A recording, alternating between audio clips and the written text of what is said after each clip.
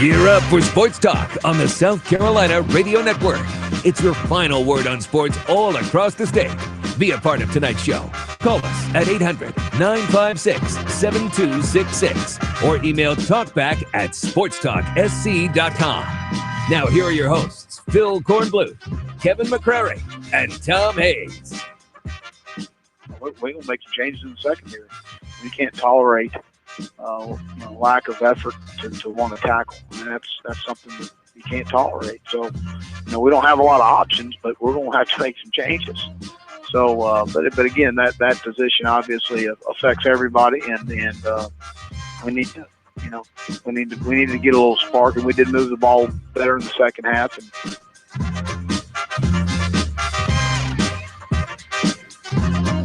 Will Muschamp, 2 defensive players. Get out there and hit somebody, will ya? He was ticked off after the game Saturday night. He was not happy. I don't think anybody's happy today. This is one of those Mondays after a Saturday where, South Carolina lost and got manhandled by Mississippi State. They're not happy. Clemson won, but not impressively. Again, they're not real happy. So it's just one of those moody Mondays where it's been raining all day, thunderstorms moving through the state. I think it's just a perfect atmosphere for the way everybody's feeling after this weekend. Well, the interesting thing, I think, is the idea that they thought maybe the Weirwood defense had gone astray with Muschamp there, but they got back to some of their bad ways. Corn, I have to say this, though, from an emotional standpoint, I don't know if a game can be lost on the first play of scrimmage. But as soon as Orth threw that football on the first play, I said touchdown.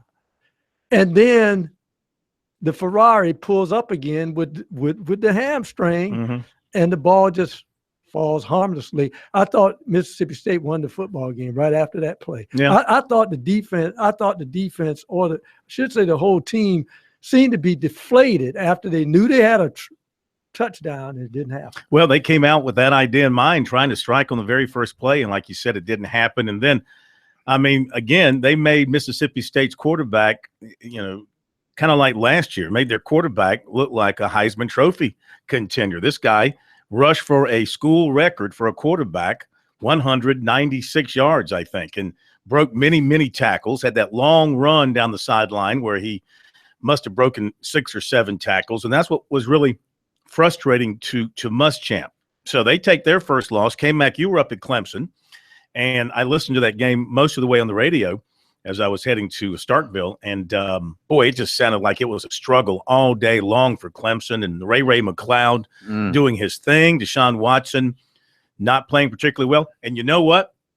Remember a few weeks ago when I asked the question, would you rather be a South Carolina fan going into this season with no expectations and you can just kind of relax and enjoy anything good that happens, or the Clemson fan where the expectations are so high, and if you don't win by a certain amount every game, it feels like a loss? Yeah, I still think you'd rather be 2-0 than I still think that after reading what Deshaun Watson had to say today, the pressure is all over this Clemson football team. He's in that spot, and we've seen this. I mean, when you become the unofficial face of college football, it can swallow you up and spit you out. And I don't think that's necessarily happening to Deshaun Watson.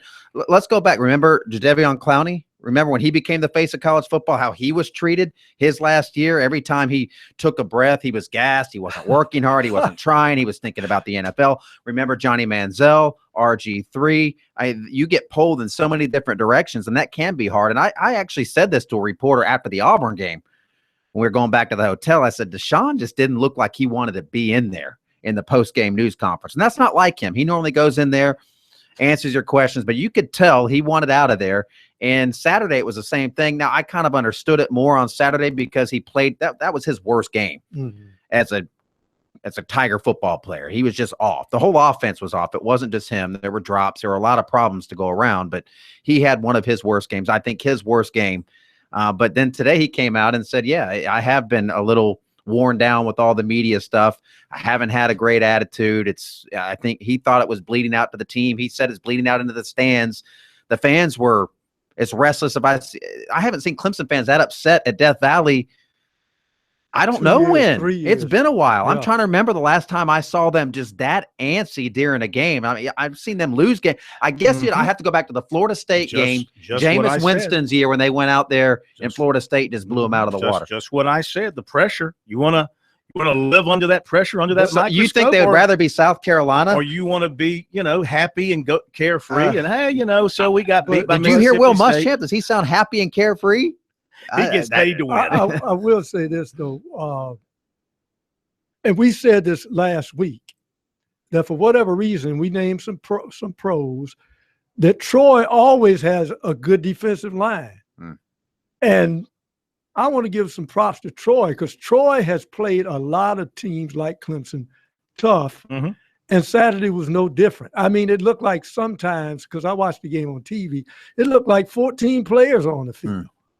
All right, Yeah, we that's got a bowl team. We got a lot to cover tonight, including your phone calls coming up in just a moment. Of course, over the weekend, USC yesterday did get some good news, the commitment from Ortre Smith. Today, the USC basketball team got good news as 7-1 Jason Cudd from Sauk State committed to South Carolina. So from that standpoint, the Gamecocks have something to feel pretty good about. We got some folks to hear from tonight, including Cudd's coach a little bit later on. We're going to hear from Will Muschamp. We're going to hear from Deshaun Watson and from you. 800-956-7266 is the phone number. Email talkback@sportstalksc.com, and on Twitter, the handle is @sportstalksc. We've got our good, bad, and ugly segment coming up after the break as well. Let's go ahead and get to your phone calls. Clemson released its basketball schedule for this coming season today, and my goodness, it's a good-looking schedule, which tells me Brad Brownell thinks he's got a pretty good team. Of course, ACC-wise, they're going to play who they're going to play, but outside the league, they really signed up some good teams for their schedule this year. We'll go over that in a little bit. But let's go ahead and get to the calls. I want to hear what you have to say about USC's loss, Clemson's win, but it was a win that kind of felt like a loss to some Clemson people that I've been hearing from and reading things from since Saturday, and also based on what K-Mac is saying. So we go to Cockett in Columbia to open things up this week here on Sports Talk. Cockett, I was driving back from Starkville, and I'm listening to CBS Sports Radio. It's about 3 in the morning. I was heading back to Hoover, Alabama. It's about 3 in the morning. I'm listening to this show. It's live, and the guy goes, let's go to Columbia, South Carolina, and talk to Speedy. Yes, that's me. That was you. That was you. That's me. What were you doing Yeah. up at 3 in the morning? Well, 3 in the morning when you're under a lot of stress and you got to pour liquor to your clients, that they drinks more. So I'm just getting back from the bar after releasing that stress. But let me say this to you guys: it's going to take Will to kill Muschamp about 3 years to actually really get this team in gear. But I would like for him to start a freshman quarterback. He is a freshman. He's got to make some mistakes, but that would give you some momentum to build on for 2017, which a lot of Gamecock fans wish that he would do that. When you look at the Gamecocks, their defense looked very sluggish, like they didn't want to tackle. Their special teams looked like they lost or they just had a hangover. It starts being Friday night. And but other than that it is what it is. It's Will Muschamp. I love my Gamecocks, but let me say this to you guys, and I think you probably know this, Phil. A lot of people is not really impressed with Will Muschamp hire anyway. They was really trying to get the offensive guru from Houston. Unfortunately, our University of South Carolina is almost over $50-60 billion athletic department. I think they want to go on a cheap, like the Democratic Party. So they went here and got this young coach. Have they been looking at what he's done on the recruiting trail to build this team? Yeah. But that's just only recruiting. Wait a minute. Hold it. Do you have a football team without recruiting? No. Stop drinking and go get some sleep. All right, Cockett. hang on. Hang on right back. We'll continue with your calls here on Sports Talk. It's the Monday edition. Looking back and looking ahead, 800-956-7266. Back in a moment.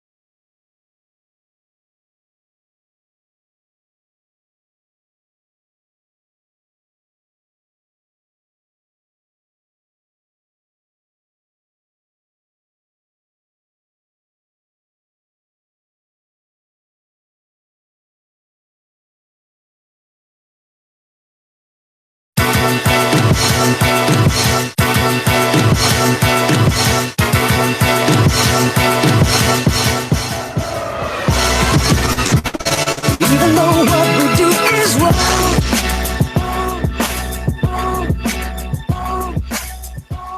And we're back, Sports Talk, South Carolina Radio Network, here on a Monday night. Catch up on some news notes here in just a little bit. A lot of other good stuff to come your way. We'll talk to Jason Cudd's coach a little bit later on about the 7'1", 250-pounder committing to South Carolina. Other recruiting notes from over the weekend coming your way as well, and your phone calls. Let's let Cockett finish up his comments, and then we'll move on to other calls here on Sports Talk. And we've got the good, bad, and the ugly coming up for you from this weekend. All right, Cockett, wrap it up. Well, I just want to say I sit there here the pro talking like he know more about football than I do. The thing is, I know the guy can recruit. We all get that. But let me say this. In the SEC, since the University of South Carolina been in the conference, okay, Steve Spurrier did set a tone. But how can you replace that tone when you go out there and you get a younger coach? Yes, he's a good defensive coordinator. But do you know most defensive coordinator that's coaching college football, usually, I say less than 5% of them try to be really great national championships football coaches. Offense is what score points, and that's what most people like to see. And I like Will. He's young. He's fresh. But Carolina is probably the lowest to the pole when it comes to Vandy. When you look at it, we don't get no respect at all. And since Steve Spurrier left, it's hard to replace a guy who set a school record and is the winners coach at University of South Carolina. Cockett, you hammered Steve Spurrier every single year when he was the coach there. Now that he's gone, you're acting like he's a second coming. I mean, you can't have it both ways. And Will Muschamp has coached a total of 2 games at South Carolina. By the way, the coach at Alabama cut his chops on what offense and defense. Yeah, exactly. I mean, less than 5% of all coaches win a national championship. Not if that's the bar we're setting. You're right. Most coaches are utter failures because most coaches do not win a national championship. Yeah, Will Muschamp is fine. He's working hard. He's got a good idea. He's got a good plan. They are recruiting their tail off. He's got the number 11. I know we don't get caught up in the rankings, but right now, according to some of the rankings out there, at least one, they have the number 11 class in the country, which is pretty remarkable considering they are coming off one of their worst seasons in 15 years. Yeah, and they're not going to be great this year. It's about effort, and even though it was interesting for you Steve Spurrier Jr. haters out there, that Ortre Smith noted that it all began with him in South Carolina with Steve Spurrier Jr. He was the first to recruit Ortre Smith for South Carolina, kind of got the ball rolling in that direction. And then, of course, when he left the program, it was picked up by Brian McClendon and by Will Muschamp. So from that standpoint, you got to give Spurrier Jr. his dues because he helped to start the relationship building between USC and Ortre at a time when it looked like there was no question Ortre was going to Clemson, considering the family ties and just the long-standing relationship between his family and Clemson, and people around him all being Clemson fans for the most part. Even the guy he trains with up in Greenville is a Clemson fan. So he had Clemson in his ear, but this is a young man that wanted to carve his own niche and go his own direction, and he's going to do just that. All right, Cockett, always a pleasure hearing from you. We're going to go next to Stephen in North Charleston. Okay, Stephen, welcome into Sports Talk. How are you? Doing great, guys. How are y'all? Good. Good to have you with us. Good. Yes, I was going to say, kind of your point just there, anybody that complains about, Will Muschamp, or just saying that, brushing it off that his recruiting isn't very good, it's kind of surprising because anybody who's watched Gamecocks the last few years realizes what happens whenever you don't put a lot of effort to recruiting, which Spurrier obviously said himself that he could have done better with that, and now you see the effects of that and how the program, struggled the last few years. But I'll preface it by saying that I'm a Carolina alumni, but I've always been a diehard Clemson fan. So chose the school for that, but always been a Clemson fan. But I guess a good, bad, and ugly. I say good. Lamar Jackson, unbelievable. I'm a Clemson fan, and he scares the living daylights out of me there. But I think he's right now the Heisman favorite. Obviously still early, but still a favorite. The bad, Clemson, just the way they played was just. It was very surprising. I know they struggled against Auburn, but I thought it was pretty crazy with that. I thought they would eventually carry, I figured they'd eventually carry it over and pick it up a little bit, but Ray McCloud's play was just, that was just unbelievable how he could do that. And then the ugly just, I figured Carolina would, might not win that game, but I was a little disappointed. Even like I said, I don't root for them necessarily, but I was a little disappointed by how they play. But I know it's a long way to go. But definitely got to give props to Muschamp for how he's still recruited. Because it's just like I said, getting a top recruit like that even after a year and everything else going on, that was pretty remarkable. But I'll hang up and let y'all talk about it. So. All right, good stuff. Good stuff. Well, you lead us into our good, bad, and ugly segment. I guess I'll start off. The good, Jack Del Rio going for 2 to win an NFL game. You just don't do that in the NFL. Mm-hmm. Went for 2 when he could have just tied it with the extra point. Kudos to him. The ugly, I agree with you. I thought Clemson looked just ugly on offense. Just looked like they were the world was going 33 in the third, and they were on 16. The ugly. Central Michigan, the untimed down at Oklahoma State. And then setting up the hook and ladder for the winning touchdown that should not have happened. Yeah. All right. My good, I got 2 goods. My goods are Brandon McElwain and Aaron Rodgers. 2 outstanding athletic scramble plays that led to touchdowns. McElwain showed what he could do when he threw that little touchdown pass to A.J. Turner, running away from tackles and pressure and staying on his feet. Terrific. And then finding the receiver. Same thing with Rodgers yesterday. That BB he threw for a touchdown with the guy hanging all over him. Didn't he do it underhand? No. That was another play. That was incomplete. My bad, the cowbells at Mississippi State for the visitors. Having to sit through that. That is unbelievably loud. They never stop. Not just the cowbells, the music they play out of their sound system from 60 minutes before kickoff until the end of the game. Get off my lawn. There is never a quiet moment in that stadium. And my ugly, every NFL player that failed to respect the anthem and the flag, especially yesterday. Any game that they do it, but especially yesterday, that was very ugly in my eyes. My good, bad, and ugly. Good, the NFL the first weekend and their innate ability to have games go down to the wire. I counted 10 that came down to the last possession. You count from the Panthers game through the weekend. So many great games. That's a beautiful product the NFL has, and I don't know how they do it, but they all seem to come down to the wire. 10 great games yesterday. It was a wonderful day to have the NFL Sunday ticket. Mob. It works very well. The bad, Clemson dropping the ball. Receivers dropping the ball. Ray McCloud dropping the ball before he goes into the end zone before a touchdown. That was very bad. It was the worst performance that Clemson's had in a couple of years, I would say, in terms of catching passes and dropping the ball. The ugly, kind of piggybacking yours, Corn, but a different take. During the national anthem, everybody's paying attention now. Right. So I'm looking around in the stands right below me in the press box just to see what the fans are doing. Yeah. Because the players aren't on the field.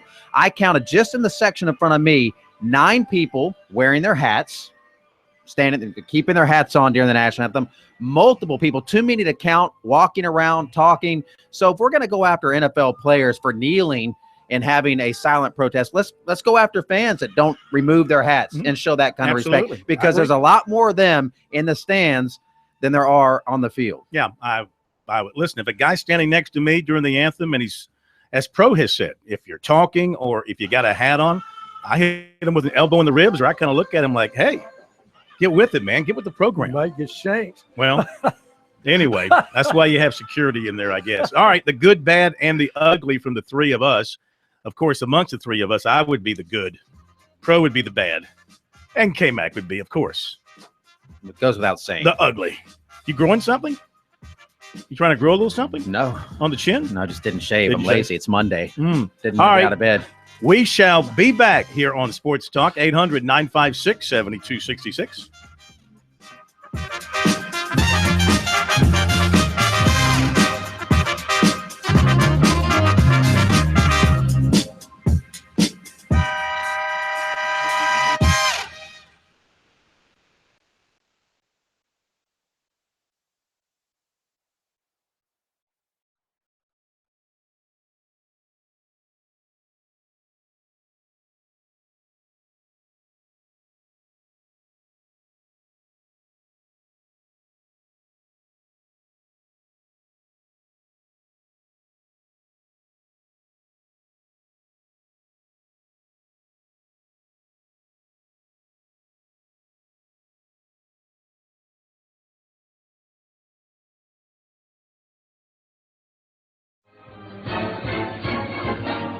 No one gives you more Gamecock coverage.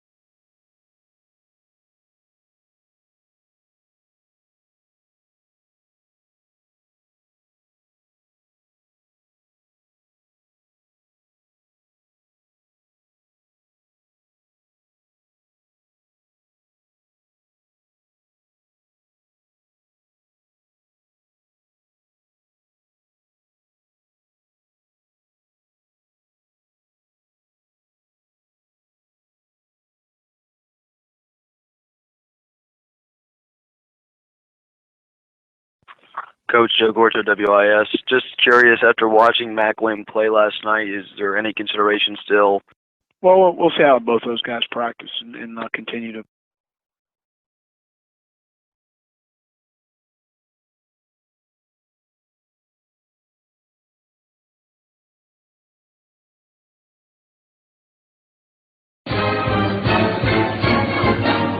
No one gives you more Gamecock coverage. This is Sports Talk.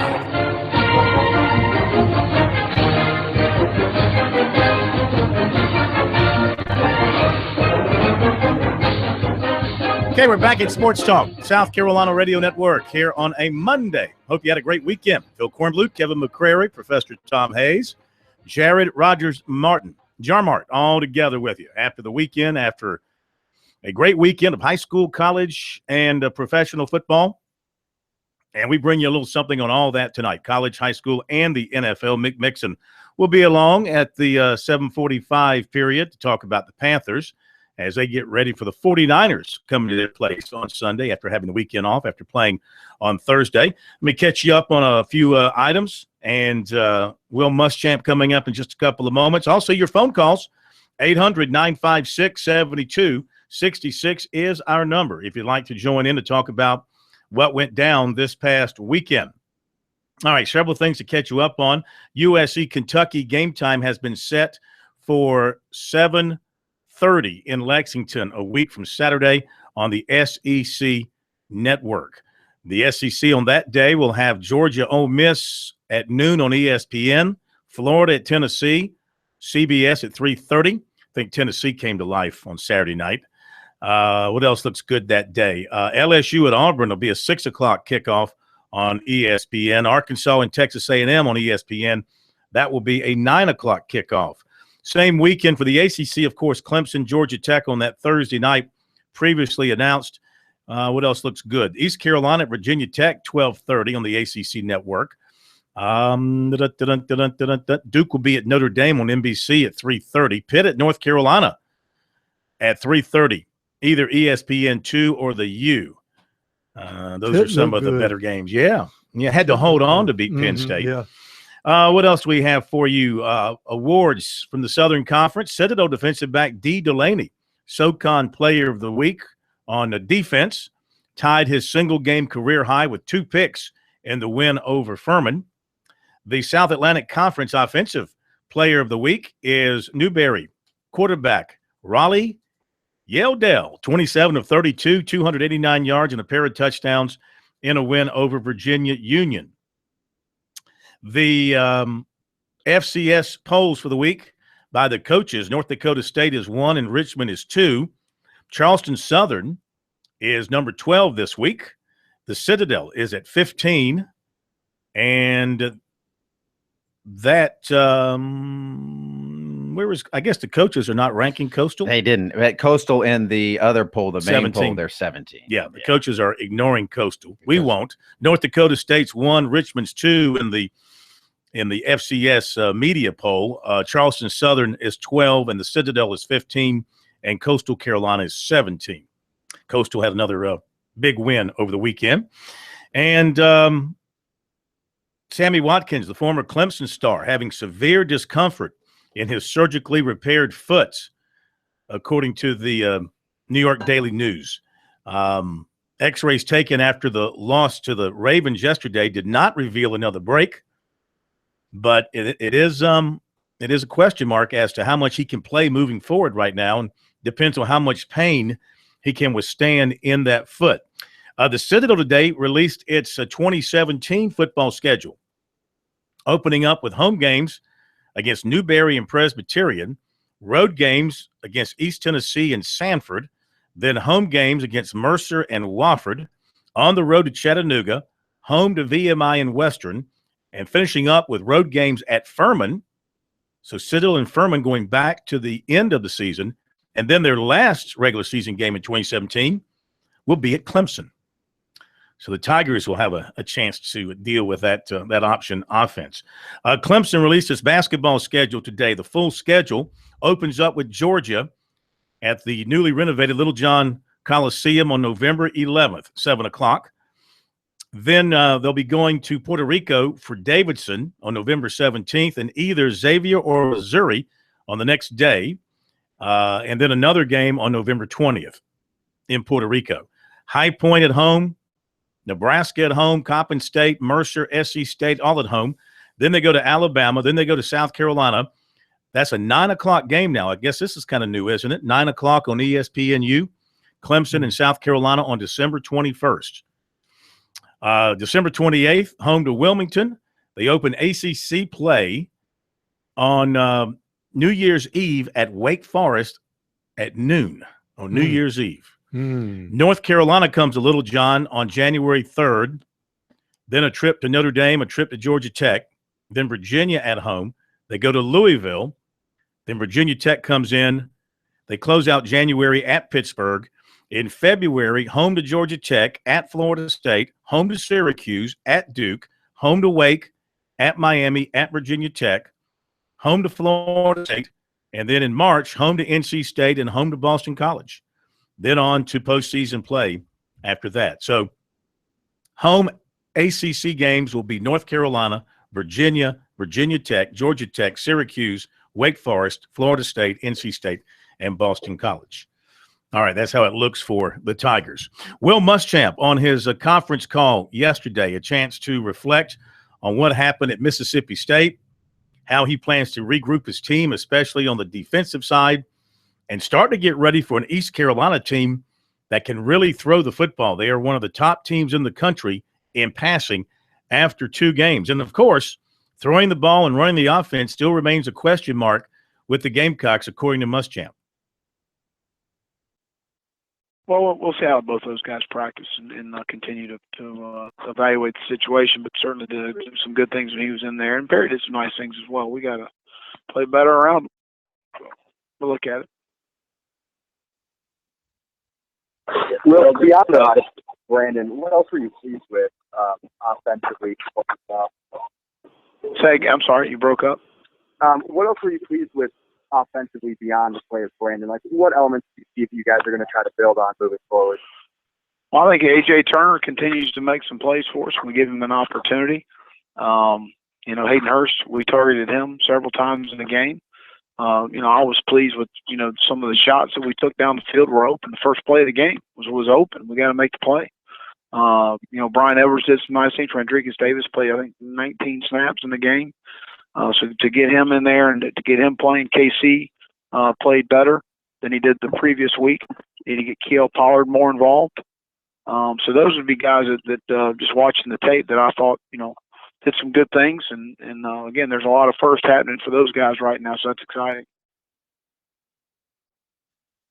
Will, this is Josh. Would you ever make a quarterback change or at least change the rotation just to try something new? I mean, if you were looking at it and you still thought Perry was the guy, but you thought maybe spark is kind of a random word, but at some point you just change something to change it and see what happens? No doubt. And I think that's no different than any other position. We got to we're going to make some changes in the secondary. We can't tolerate lack of effort to want to tackle. I mean, that's something that you can't tolerate. So, we don't have a lot of options, but we're going to have to make some changes. So, but again, that position obviously affects everybody, and we need to, we needed to get a little spark, and we did move the ball better in the second half, and some things we did. Coach, you mentioned kind of lack of depth, but what can you do really in practice over the next few days to get these guys to want to be more physical and tackle with the aggression you want to see on the field? Well, we tackle every day, so I don't want anyone to get the misconception that all of a sudden we need to start doing tackling drills. That's something you do. I mean, I've been a defensive coach my whole life, and we do that every day. It's something that's part of our individual, and every single practice in camp we did team tackling. So that's something that we do. But again, some of it's got to be want to. And there was a lack of want to, in my opinion, on several situations that we corrected on film today. We're going to move forward with the guys best foot forward as far as the guys that we feel like are capable of doing it our way. And that's that's going to be physical. It's going to be tough. We really tackled about the same as far as missed tackles in the Vanderbilt game. But like I said after the game, when you miss a two-back power and you miss the tackle on a two-back power, they gain 3 more yards. When you miss All right, there you go with Will Muschamp from his conference call yesterday, and you could hear the concern he has about his defense and effort of some guys. And we'll be right back.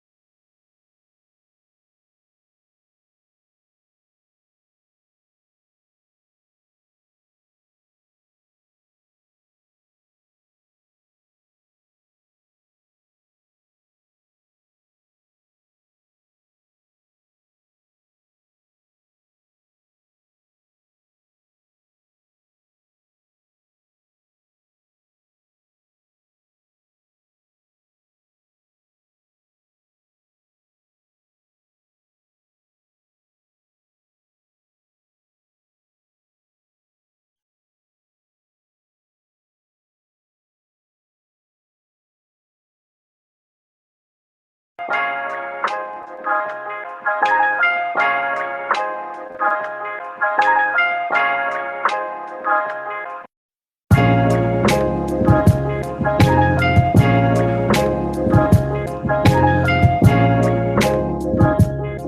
is Sports Talk here on a Monday night, 800-956-7266.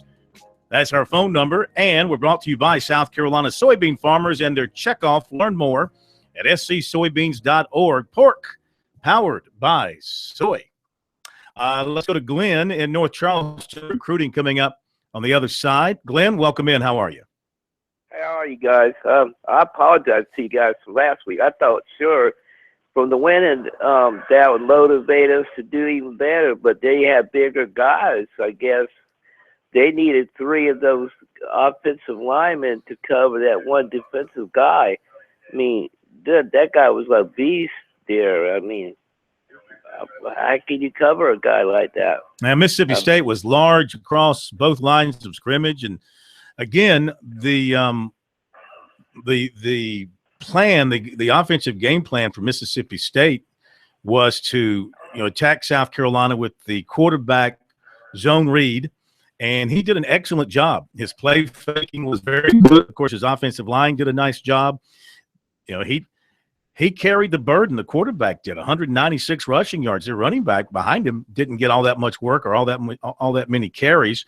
And then he threw the ball. Fred Ross is an all-SEC caliber receiver.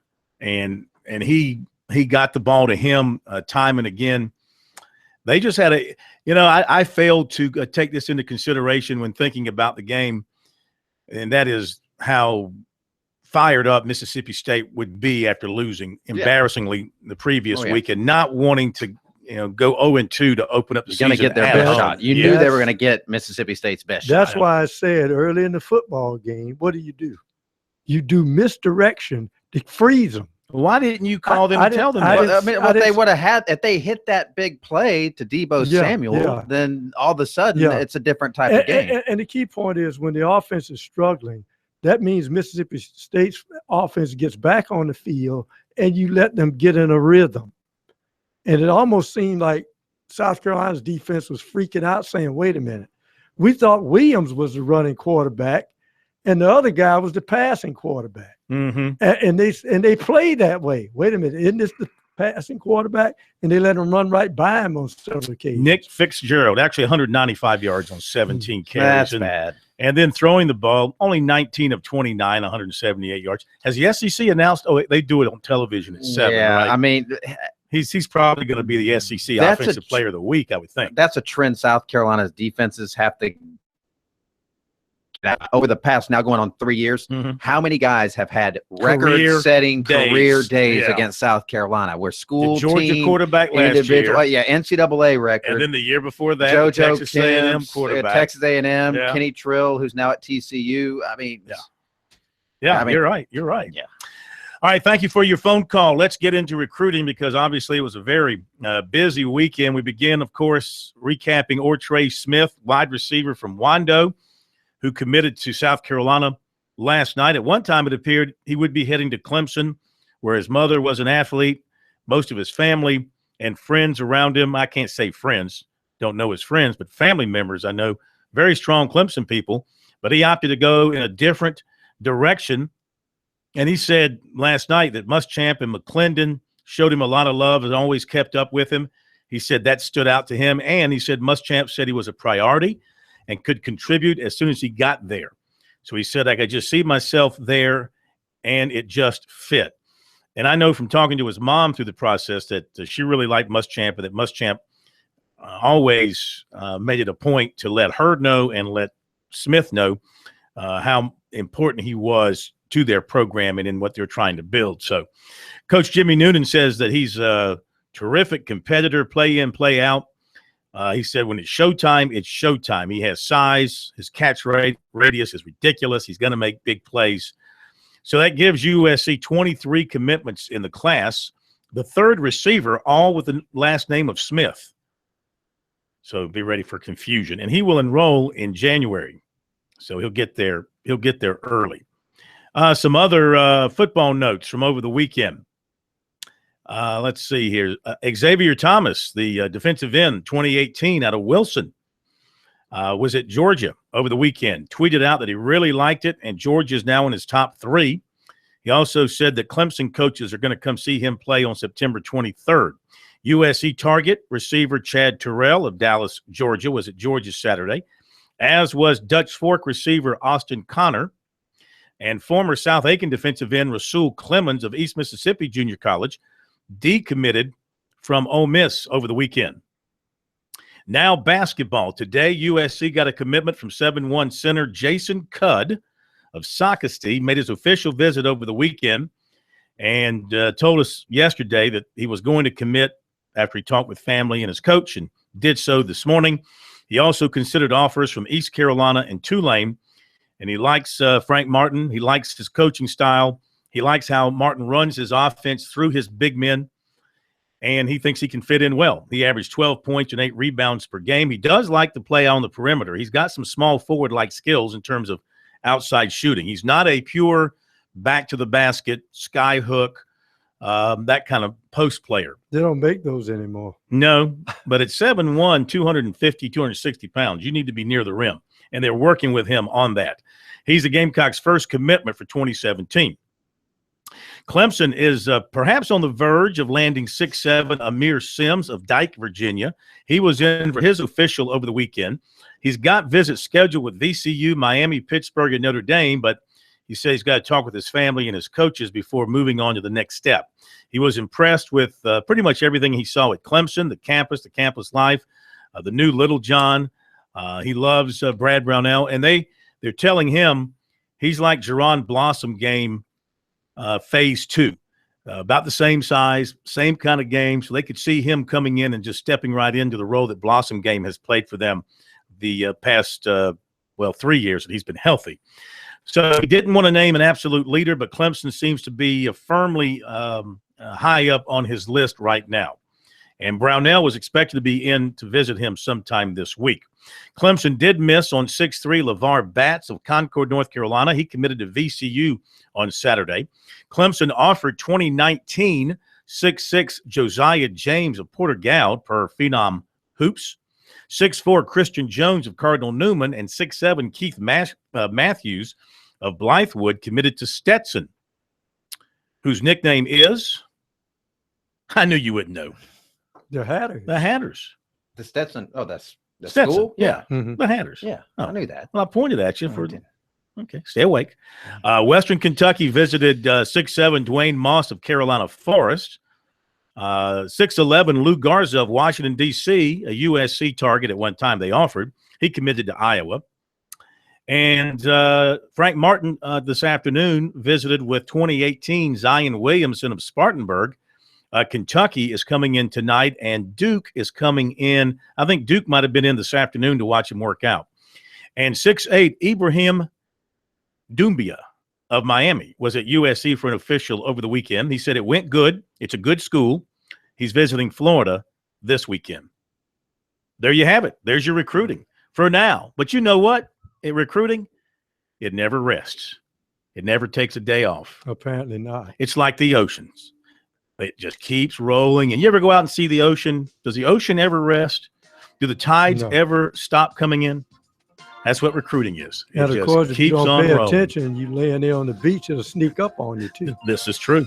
It's happened many times.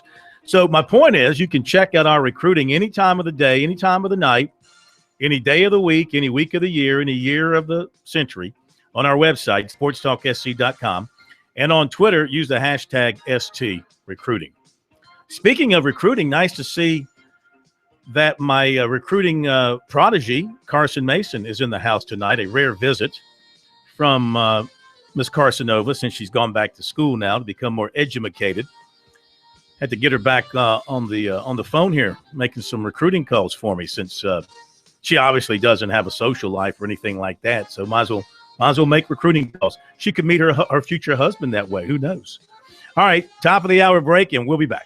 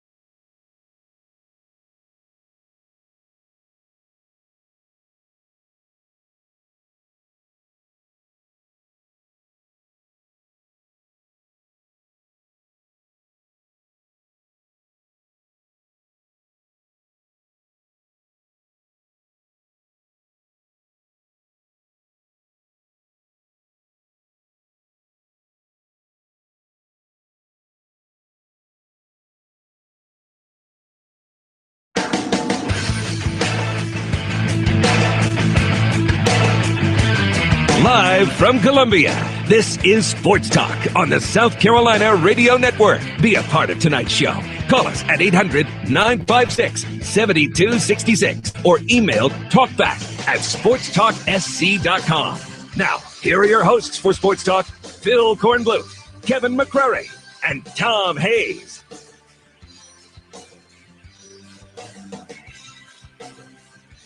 Welcome back in Sports Talk, South Carolina Radio Network. Here on a Monday night, 800-956-7266, the number. Email talkback@sportstalksc.com and on Twitter @sportstalksc. Lines are open if you want to jump on board the program.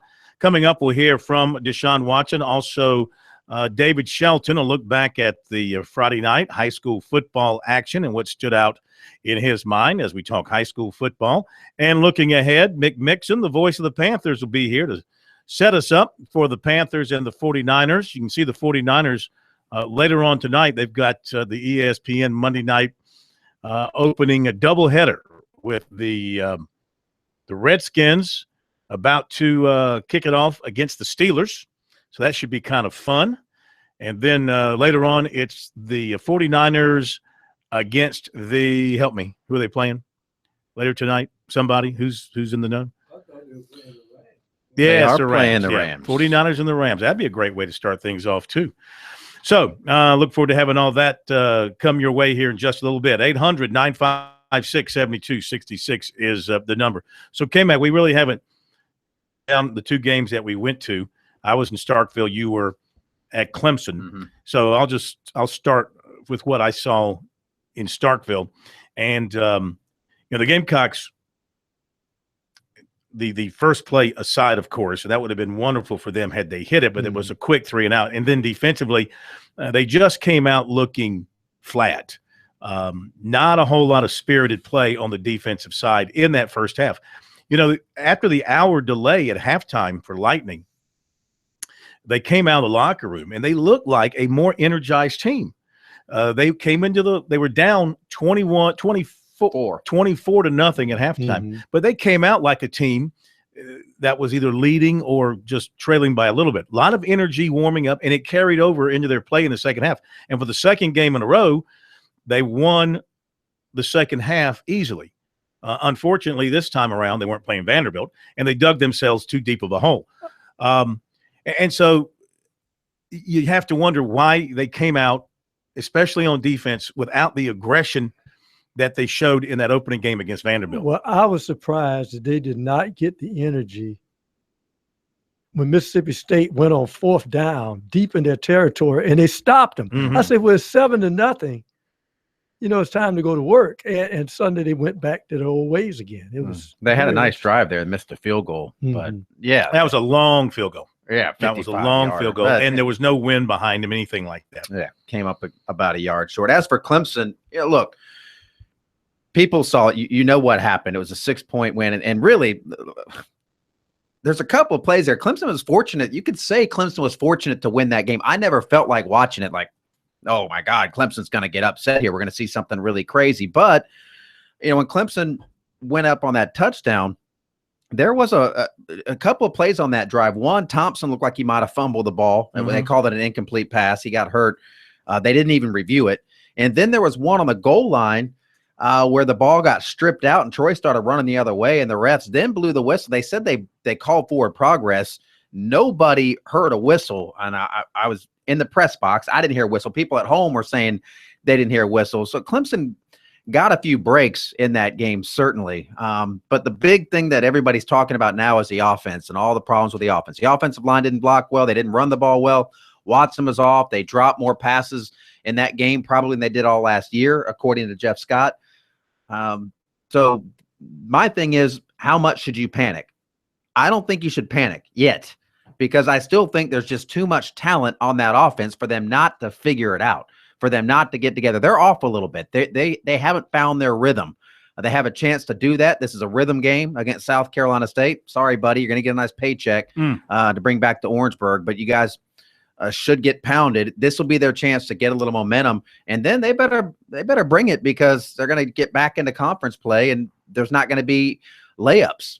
Well, here's the key point, and we talked about this before, about these style points and expectations.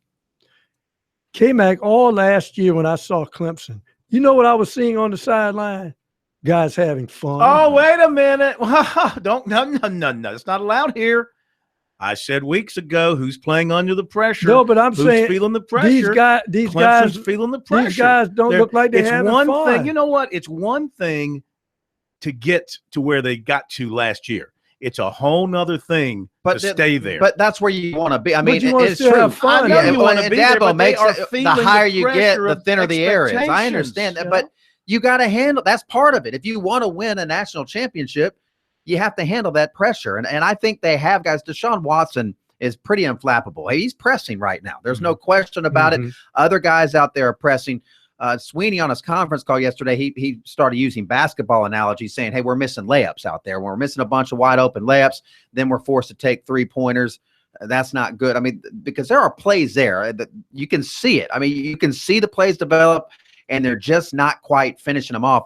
I think they're going to start finishing those plays off sooner rather than later. I'm not panicking.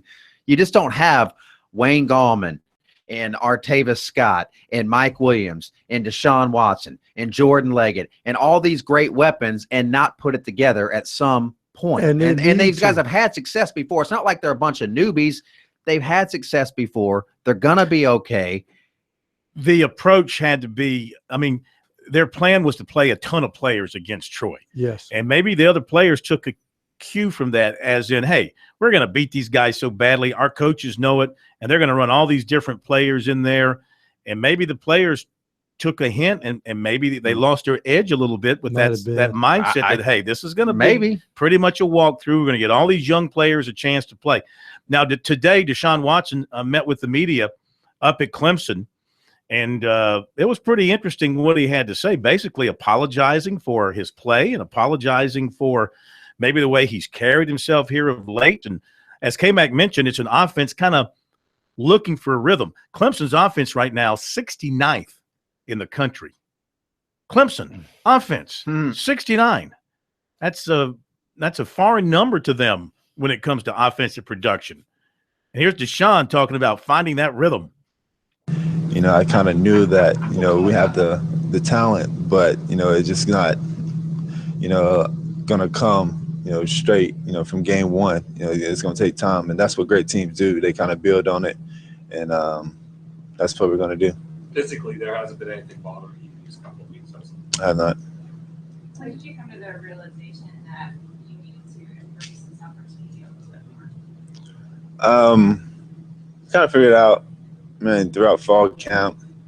And then, you know, after, you know, week one, you know, it was a hard win. You know, Auburn's a great team. You know, it's hard to win down there, especially in that game. But, you know, this past weekend, you can just see it. You can just feel the energy. You know, start with me being the leader of the team, you know, not really enjoying it. You can tell my body language has been bad.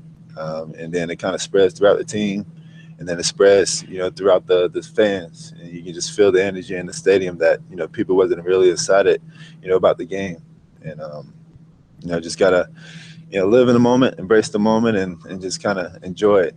And, you know, it took a long time, you know, for me to put a smile on my face. And you know, over the course of, you know, my lifetime and my experience of what I've been through on and off the field, you know, it's just a blessing. And, you know, just have this opportunity to be here.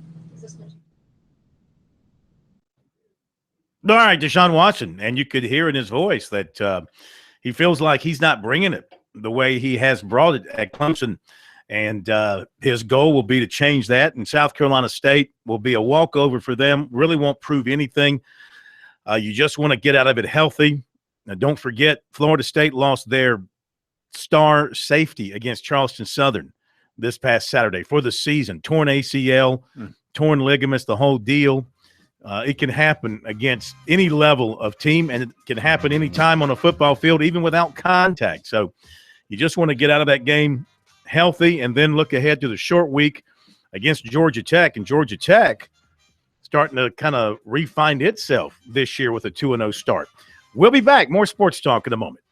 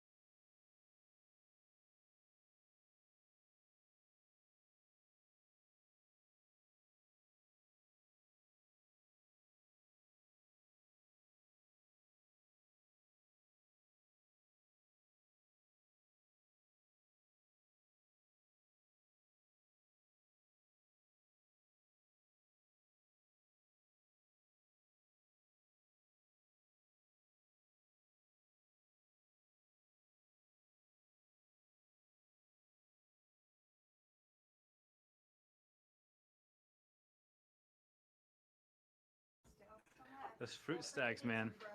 I eat like two, 3 a day.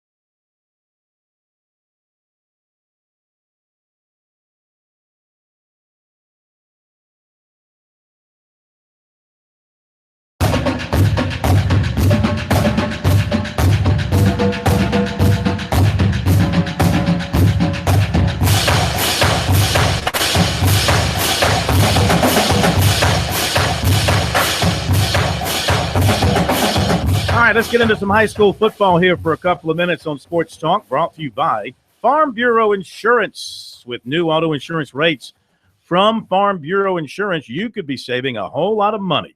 Even if you've received a quote before, rates are now more competitive than ever. Get a free quote today from your local Farm Bureau Insurance agent. We welcome in David Shelton from the High School Sports Report and the Charleston Post and Courier. And having you on with me Friday night and going through the scores and talking about things as they were developing, you and me, we thought Summerville was going to hand Dutch Fork a loss, but no, sir.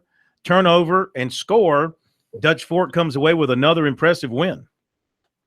Yeah, Dutch Fork found a way, and they were down 2 touchdowns, scored twice in the last 6 minutes of the game. They're finding ways to come up with big plays defensively, and they can throw the ball pretty well and have good receivers. So, Summerville, though, man, you look at them. They basically fumbled the game away at Spartanburg, and fumbled the game away the other night.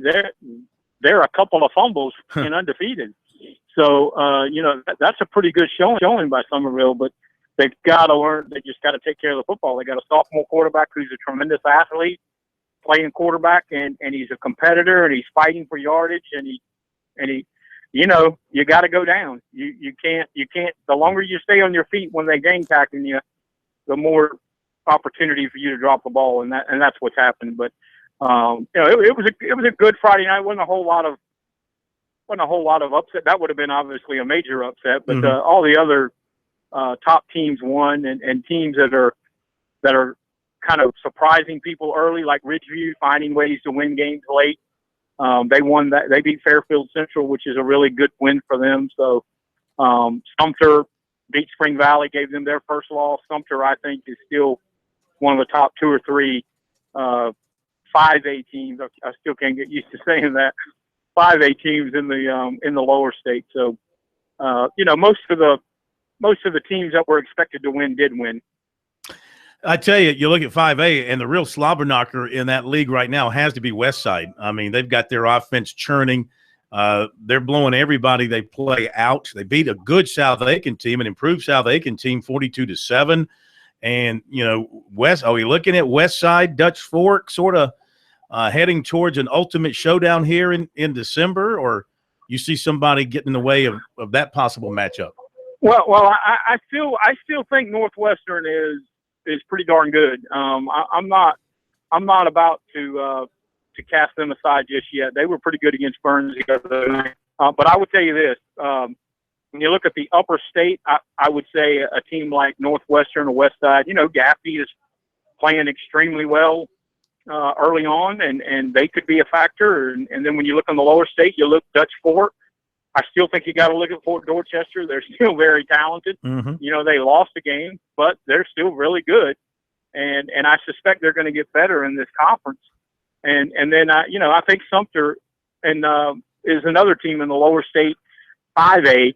It's going to shake out. But I would say, yeah, Westside's going to be Westside's going to be around Thanksgiving unless they get upset. They're pretty good. In 4A, Myrtle Beach continues to just kick people around, and really impressed with Hartsville's win over Conway. The way that they beat them, the margin of victory, 62-28. And like you said Friday night, when Hartsville gets that multiple direction offense going, it's really hard to stop, and they're 4-0. Oh yeah, 400 yards rushing a game. Nobody stopped them, and honestly, they're going to have to play Myrtle Beach here at some point, and that's going to be a really good matchup, and because Myrtle Beach has one of the better defenses in 4A and one of their better defenses in many years. So yeah, it's kind of funny. We always look around for teams that are going to be surprise teams, and there are a few: Lancaster, Ridgeview, Cane Bay, people like that. But, it just seems like every year the same teams, whether they go up from 3A to 4A or wherever they end up, they're just very good. And it's just good programs. It's just good football. Mm-hmm, mm-hmm. In 3A, Bluffton is doing what we saw a few years ago when they went to the state championship, and that is beating people by a lot of points once again. And they don't like to take their foot off the pedal when they got it mashed down to the metal, as we well know. Do they have staying power in 3A? Are they going to be a long-term factor? Yeah, I mean, I think they're going to be a factor. I think they're going to win their region. I think they're going to go into the playoffs, undefeated or one loss. I mean, they're going to be right there in the hunt. The way 3A is kind of newfangled 3A. A lot of teams are different teams. I still think it's going to go through Dillon. But I think Bluffton is a team that has the skill people, the speed. They can definitely score on people. Now they're going to come up against some teams at some point that are going to power them and try to keep the football from them. They're going to have to stand up and play some defense, but their schedule's set up favorably for them. But I still think Dillon goes up from 2A to 3A, and it's going to go through them. I mean, they're just very good again. Do you know why Abbeville and Lincoln County played to a 7-7 tie? I don't know officially.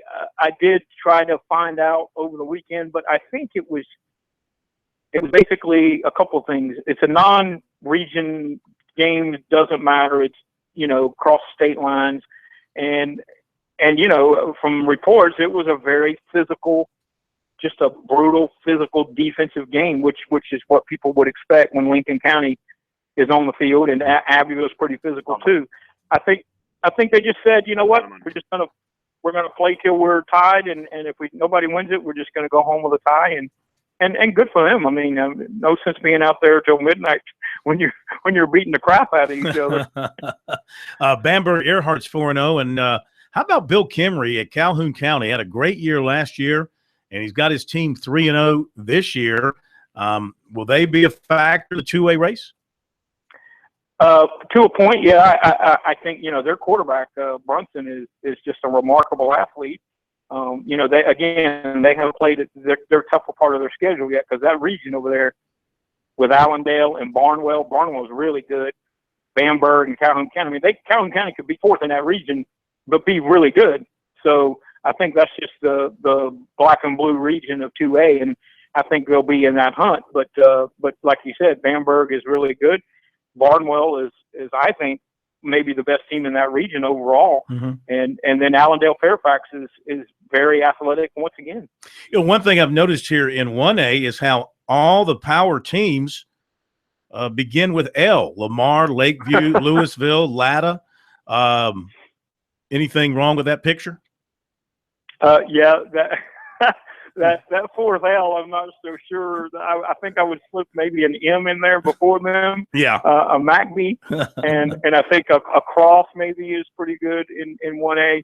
But yeah, I mean, Latta's doing well. And they're wait a minute. I misspoke. I'm so sorry. They're in 2A now. Oh yeah, that's right. They are. I blew my theory up. Yeah. I'm sorry. Yeah, so forget everything I just said. L's, yeah, those other L's. Those other L's you were talking about are really good. And I honestly believe Lamar is just far and away the best team.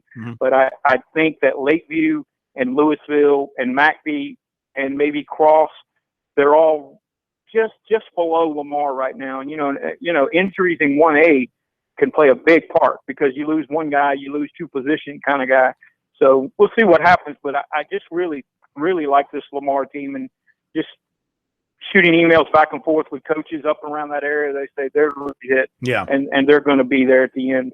I'm like you. The 5A thing, I'm still having to get used to, and all these teams moving up in classes. I'm just not used to it yet.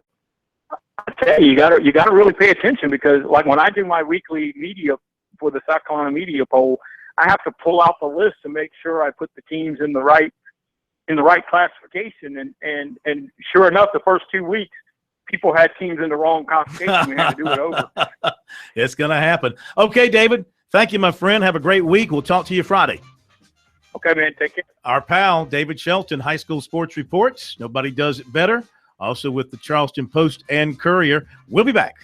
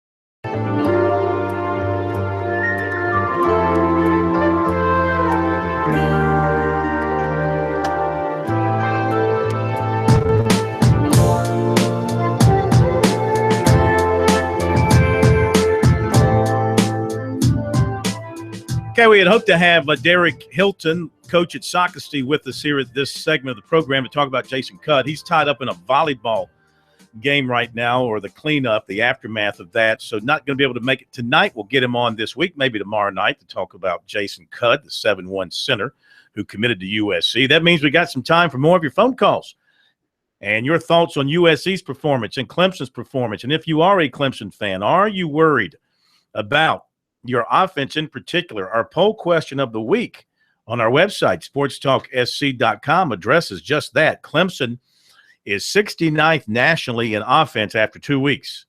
I am A, not concerned. B, glad SC State is up next. Or C, greatly concerned. Pro, you are what? I'm not concerned.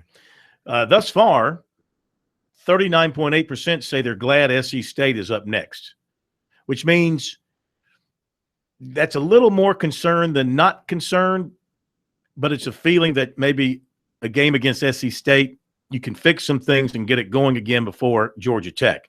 About 30%, 29.5% say they are greatly concerned, and 30% say they're not concerned at all. So if you haven't voted yet, go to our website, sportstalksc.com, and push the button and let your opinion be heard. Here's what I'm concerned about. I'm concerned that it is SC State. I want a carrot dangling in front of that Clemson's offense. Now, we got something to prove against this team, but they don't have that this week. Well, yeah. I mean, I'm sure they would like to go up against – I mean, you know, you're not going to learn anything about yourself against South Carolina State. No, you're just not. And your next test is going to be at a place where you always have a hard time winning against a team that is going to go into that game feeling like it's got a good chance to beat you. Talking about Georgia Tech, which is 1-0 in the league and playing their typical style of football. And this week, Georgia Tech will be playing Vanderbilt in Atlanta. So, you know, they could very well be 3-0 going into that game against Clemson and feeling pretty confident against the Tigers. And we talked about this earlier off the air when I said that I know Syracuse is not a dynamic defensive team, but watching Louisville's offense Friday night in the Carrier Dome. Unbelievable. And we know the history of Bobby Petrino at Louisville before, and then at Arkansas. His offenses have always been absolutely dangerous going downfield in the vertical passing game. Now you give him this toy who can go down the field with his legs, and Bobby Petrino himself has never had a weapon this dangerous at the quarterback position. They are scary offensively. Mm-hmm. They were my sleeper team. And Louisville? Yeah. When I saw them at the ACC kickoff and he looked at what they have coming back and that defense, the offense of Petrino, they are going to, well, we see it. They're going to, and we'll really see this weekend what they can do with Florida State. But man, that is a scary team. No question. And Georgia misses Harvey Clemens. That guy can play. And the thing that really hurt them last year, of course, was they were back and forth at quarterback, and you know, Jackson played some, and they just never could get it settled. But they got it settled now, and this guy is on fire. Real quick, scoring update from Yankee Stadium. Dodgers now lead 4-0. Just want to. Don't interrupt the show for I mean, you like Yankees. You want Yankee that's scores. Non-essential. I just Yankee score for you. Especially with the Yankees. Just letting you know, the Yankees. That's non-essential football. That's not essential football information. But we do have essential information coming out about the NCAA and the state of North Carolina, not the Tar Heels, but NCAA events in the state of North Carolina. What's the story? They are going away. The NCAA has announced that they will relocate 7 championships scheduled to be in North Carolina because of the state's LGBT laws. And there is a whole list of things that are affected, from men's basketball in 2017, the NCAA tournament in Greensboro. Hello, Columbia. The men's and women's soccer championships in Greensboro this year. The soccer championships in Cary this year. A lot of stuff next year. The Division II baseball championships in Cary. The Division I women's lacrosse championships in Cary, North Carolina.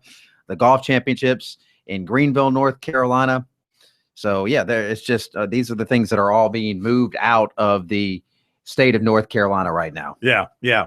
Well, it's a breaking news story, and it's an important news story because it could impact South Carolina because, as we know, Ron Morris has been working with the government of the city of Columbia to help attract a future NCAA regional basketball tournaments. Not sure if I don't believe anything's in the works for this coming season, but not too far down the road, as is Greenville. Greenville is they're also going to working on it, it's too. going to happen. It probably as early as 2019, 2022 in Columbia, Greenville.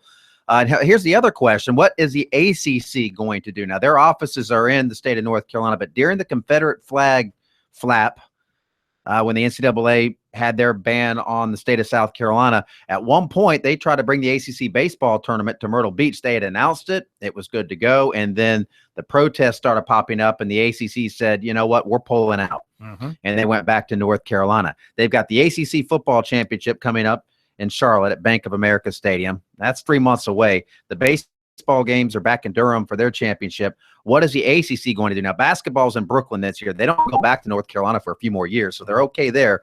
But they are going to have to answer these questions. Well, there's John precedent. Swafford, There is precedent. Yeah, I mean, and to me, if you're South Carolina, this is a great opportunity to slide in there, just like North Carolina did when all these things were happening. They scooped up all these events. Let's take them on here in South Carolina because we are open for business. The flag's down. You can use whatever bathroom you want. You got a park in Greenville. You got a park in Columbia. You got a park in Myrtle Beach. Park in Charleston. Got a park in Charleston. All can handle an ACC baseball tournament. Well, I don't guess Greenville could because they've got the Southern Conference tournament at the same time. That would obviously keep them out. But the other parks I think are available. I'm not sure, if South Carolina, USC has a say, they wouldn't want the ACC tournament in its own backyard, I don't think. But it'd be kind of neat at that new park in Columbia to have it.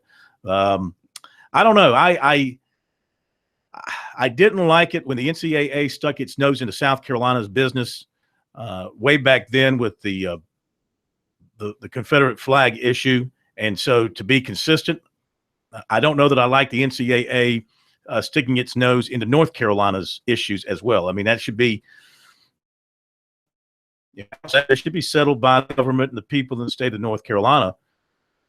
But this is the way things are now. I mean, people sitting in offices all over the country who do business in various states, if there's laws or things going on there that they find to be objectionable, they take action against it.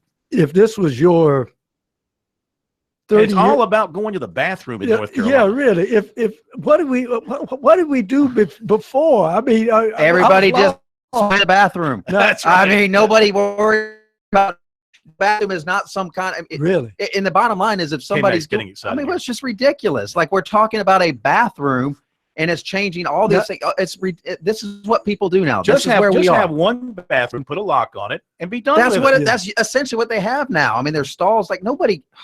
Anyway, it's North Carolina's getting what they deserve. The All-Star games out. I mean, if you want to do this kind of ridiculous stuff and try to make these social points, everybody can have their beliefs. But when you start trying to make laws and discriminate against people in this day and age, there's going to be blowback. You might not like it, but it's going to happen. So you got to know if you're in business, you can be like, you might not like it. You can groan about it and say it's PC, it's this, that, and the other, my religious, but you're going to get the blowback. So if you do it anyway, this is what you get. Well, the big blowback is the fact that if it was 30 years ago and it was the provincial ACC, they get around it. But now, since you've expanded, you got teams in the Northeast, a little bit deep South, and things have changed. Your four votes don't carry the weight like they used to. It's not the big four anymore. Yet the NCAA has yet to rule on North Carolina's investigation. Too big to fail. They can do everything else, but by God, they cannot close that case. All right. Speaking of North Carolina, Mick Mixon, who never has a problem going to the restroom, he'll be joining us here in a moment.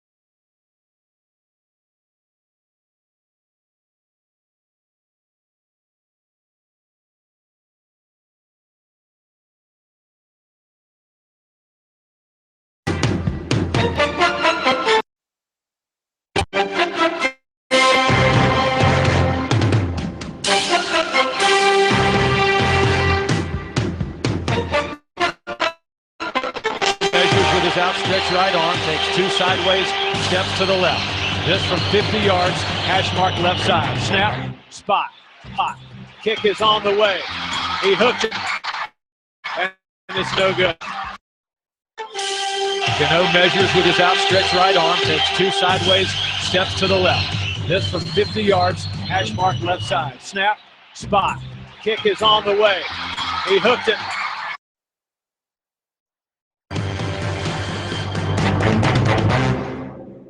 Gano measures with his outstretched right arm, takes 2. Measures with his outstretched right arm, takes 2 sideways steps to the left. This from 50 yards, hash mark left side. Snap, spot. Kick is on the way. He hooked it, and it's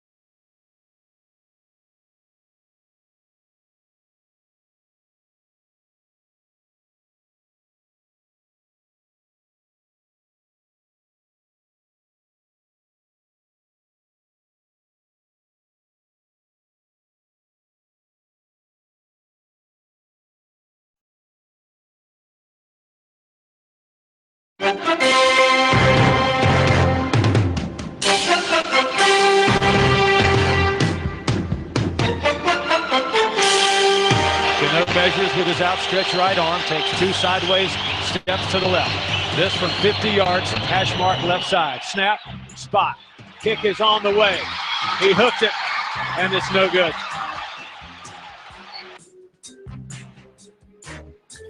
Well, it was no good on Thursday night, and it's still no good tonight. We welcome in the voice of the Panthers.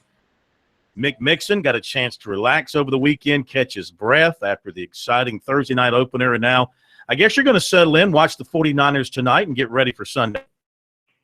Can't wait. I felt a little better, Corn, after watching some games over the weekend. When you miss a field goal or when you let a 10-point lead late third quarter on the road slip away, you kind of feel like you're the only person this has ever happened to. But, man, what a weekend of games. There's about 6 or 8 teams that had the exact same or a similar thing happen. And Denver's a good game is in the rearview mirror. This game was almost like 3 games in one. It got so much hype and so much anticipation, such a fast turnaround from the regular season that I think there's a sense in the building that now we can just kind of get in that rhythm, that routine, and got 2 straight at home here moving forward. All right, team. Did the players have the entire weekend off and they reconvene tomorrow? Did. I mean, they were in the building today. I saw most everybody today, Phil, but it wasn't for practice. They had meetings, a lot of chalkboard films. We always say film. Why do we say film? Yeah. When it's not that anymore, it's discs or hard drives or I don't know, some high tech thing. But anyway, it's more fun to say film. Sound like Lombardi. Yeah.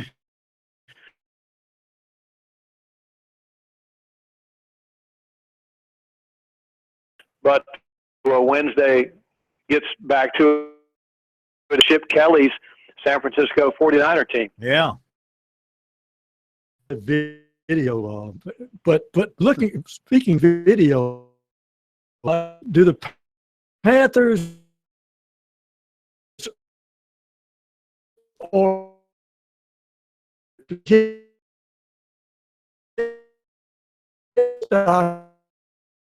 some of those hits Cam took the other night? Isn't that interesting? When Jimmy Olsen, i.e. Jimmy Clausen gets sacked, it looks like a piece of rope being shaken by a boat. It engenders empathy on the part of the officials. Oh my God, they've got him. Help, somebody help. So, but when Cam Newton, Cam Newton's hard to bring down. He doesn't move when he's hit like normal human beings. So is Superman officiated differently than Jimmy Olsen, the Shaquille O'Neal model? So the officials, even though they're not immune to human nature, they do not need to be handcuffed by it. They need to officiate the rules as they are written and meant to be officiated. Mick, next week the 49ers come to town. That means the Capra Circus comes to town as well. How do you think Panther fans are going to react? And has there been any of the same sort of feeling among any Panthers players about doing something in relation to the national anthem? Not that I know of. I mean, NFL teams are ecosystems that are complex, all different kinds of guys, different races, different backgrounds. You know, you got cowboys who grew up on cattle farms in Texas, commingled with guys from different parts of different cities and, everywhere, Florida, California, New York, doesn't matter. And then some international influence as well. But I'm not aware of any sentiment like that on our club. If the Panthers if we had a mean streak, we would line this up as salute to service. The squadron of flyovers, the courageous war heroes, we all that lined up for for this game. You don't. Well, there'll be, not that I know of, not in a try to get a competitive advantage way. We normally, it's less common for us not to do something like that at the stadium. This is Kaepernick and them, they're coming into the stadium. One of the stadiums, maybe the still does prior to the game. There's a lot of patriotism in this part of the United States. Yeah, very interesting. One last thing, since we're talking a little politics here, it came out just a little while ago. You may have seen it, NCAA jumping in on the North Carolina bathroom thing and pulling all those events out of North Carolina, as the NBA has done as well with the All-Star game. So what about the Panthers and the NFL? Is it pretty much just hands off from everybody at this point? Bank of America Stadium's private, is a private building, so it doesn't affect us. We just continue to do business the way we have done, and I don't move about in political arenas. I couldn't really tell you a Republican from a Democrat most of the time because they all get along well at Bank of America Stadium. But, Corn, I know you're wired in down there, so I wish you would have Nikki Haley maybe place a call up here and see if can't get a few things ironed out. I can get maybe I'm not wired in with her, but I can get you David Beasley or Jim Hodges, even though there has-beens at governors. I can still get – We get all the guys that get voted out of office. Yeah. They come to our show. All our guys are losers, I'm sorry, at one point in time. So everybody there goes to the bathroom just as they please. There's no issues. That's good to hear. Yeah, I think it's not been a problem. Well, I know it's no problem for you relieving yourself. Where is this going? Not as easy as it used to be when I was younger, but that's a whole nother topic for another conversation. And we will end it with that as we hit a dead end. Thank you, my friend. Have a great week, and we'll talk to you next Monday. Sounds good, guys. Thank you. All right, see you. I had no idea where I was going with that. Thank you, Mick Mixon, voice of the Panthers. Hey, you Clemson fans, remember, you can score a touchdown with Founders Federal Credit Union. It's now open in